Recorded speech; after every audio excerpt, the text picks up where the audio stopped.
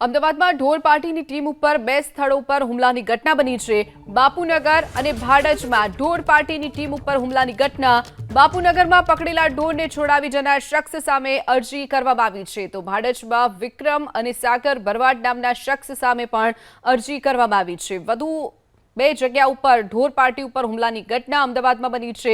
બાપુનગર અને ભાડજ વિસ્તારમાં ઢોર પકડવાની ટીમ જ્યારે ઘટના સ્થળ પર પહોંચી હતી, ઢોરને પકડવા માટે પહોંચી હતી, ત્યારે જે ઢોર માલિકો હતા તેઓ ઢોરને છોડાવી ગયા છે।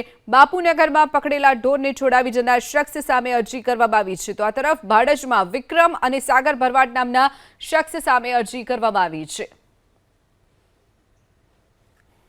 આ જુદા જુદા જંક્શન્સ કે ચાર રસ્તા છે એના ઉપર જ્યારે પણ કોઈ ગાય ત્યાં એની ઇમેજ કેપ્ચર થાય તો એ ઢોર પાર્ટીની ટીમોને મોકલવામાં આવતી અને એ ફોટાના આધારે એ ગાયને પકડી અને ઢોર ડબ્બામાં પૂરવામાં આવતી હતી।